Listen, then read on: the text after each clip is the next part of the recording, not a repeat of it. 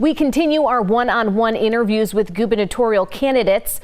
Joining us today, one of the GOP candidates, Ryan Quarles, also the current Ag Commissioner. Ryan, thanks so much for being here today. Thanks for having me.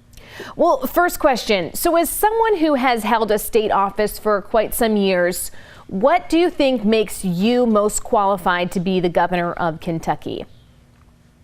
Well, I've held executive branch office experience for 8 years now, running the second largest executive branch agency in Kentucky, second only to the governor's office. And during my tenure, we've cut the budget 5 times. We're scandal free. We've done more with less. And a lot of folks in the farm community say, hey, Ryan, if you can replicate what you've done at the Department of Agriculture across all of state government, we're going to be in good shape. I'm also a former legislator. I have a great working relationship with the Kentucky General Assembly. And Governor Beshear spends most of his time suing the General Assembly instead of working with them. And with over 90 vetoes to date, we need a governor that's going to work with our friends in the General Assembly instead of work against them constantly. I believe that I have the most experience in the race, that I'm ready to go on day one, and I'm bringing bold ideas to this campaign for things that will fix Kentucky. Well, number one, I'm focused on running a positive campaign.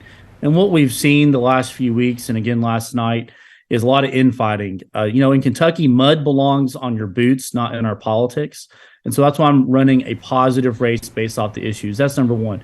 Number two, I want to help fix our broken adoption and foster care reform system in Kentucky. We have 8,000 kids looking for a forever home. I'm the only one talking about this on the campaign trail, that we have got to fix and streamline the process for Kentucky parents to adopt or foster children as well.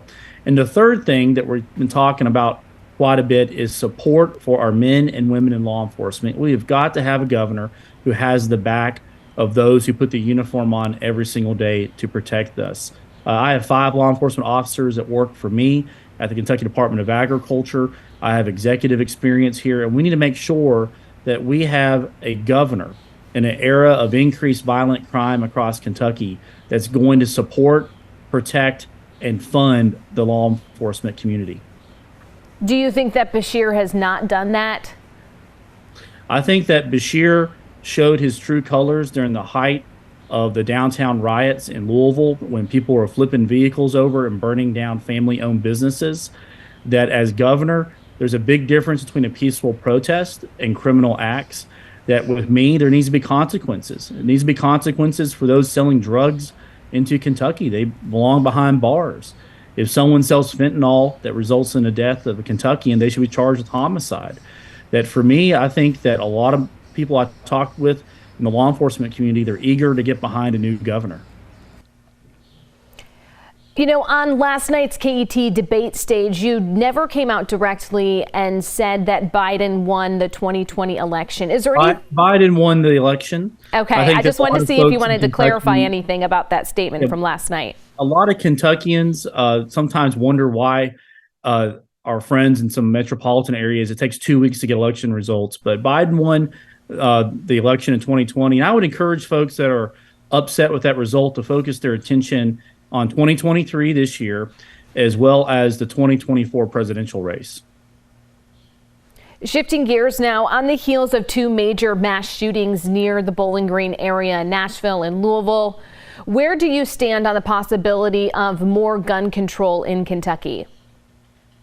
Well, look, I grew up shooting guns with Kentucky 4-H. I was on a competitive shooting team myself. I don't think we need more gun control, because criminals, by their very actions, intend to break the law. So it doesn't matter what the law is, criminals will break those. What we need is a discussion about mental health in Kentucky. And that's one thing that separates me from the pack in this crowded GOP primaries. At the Department of Agriculture, we developed a mental health awareness program called Raising Hope, and we brought it to Bowling Green. We brought it to Warren County and the surrounding counties that focuses on mental health awareness, as well as programs and policies and resources for those who may need them across rural Kentucky. And I think that if we take what we started addressing mental health at Department of Agriculture and expand it and scale it up statewide, we have something that other candidates may talk about. We actually have something that we're proud of that's a work product in process. And finally, we have got to get rid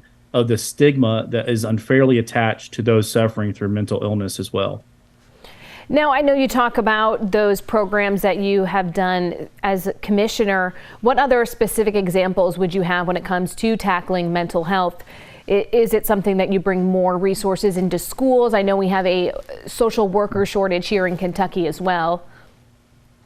I think it's important that when we talk about mental health in Kentucky, it's not just about preventing self-harm or harm to others, but it's also about teenagers with body image issues on social media. It's about the loneliness problem that we have seen due to COVID lockdowns. It's about what happens with workplace disturbances or loss of a job or loss of a loved one. And so we need to make sure that we check in on our brothers and sisters across Kentucky, and we need to make sure that we treat mental health just as much as we treat physical health as well. And so this means more social workers. It means more resources and changing the attitude that we as Kentuckians have towards mental health awareness. Again, we've got to get rid of the unfair stigma that's attached to this unfairly.